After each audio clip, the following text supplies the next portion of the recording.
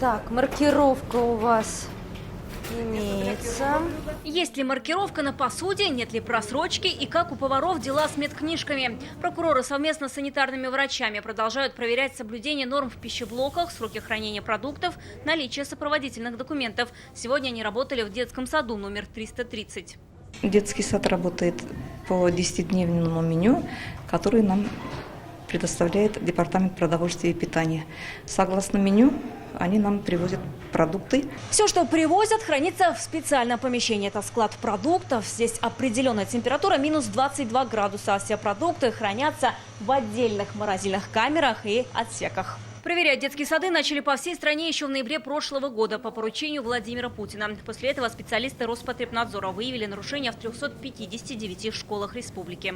В иных объектах были выявлены нарушения маркировки, хранения, да, то есть то, что сроки годности не переписаны. Тема горячего питания не менее горячо сегодня обсуждалась в Госсовете. Роспотребнадзор озвучил первые итоги масштабных проверок. Занижение температуры готовых блюд на линиях раздачи, занижение массы порций, таких исследований было 1210, обнаружено в 6 школах. Проведено обследование всех работников школ республики. Это 5234 человека на носительство рота, нора и астровирусов.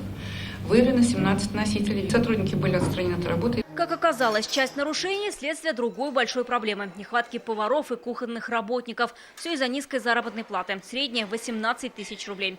Депутаты были удивлены, когда узнали, как начисляются деньги. Одна и та же сумма – кормит ли он 200 детей или 1000. Кстати, отсюда и холодные блюда.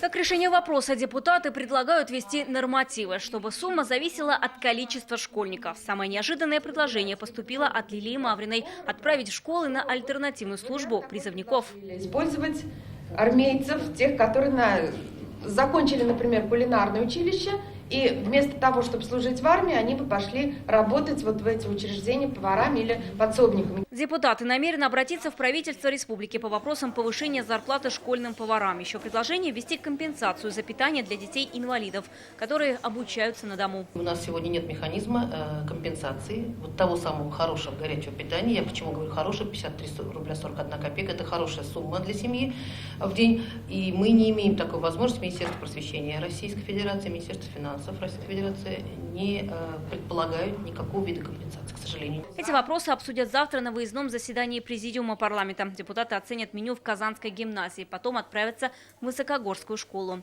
Вероника Гайнудинова, Игорь Романов, Александр Лобанов, ТНВ, Казань. Закажи рекламу на ТНВ. Телефон в Казани 5 705 100.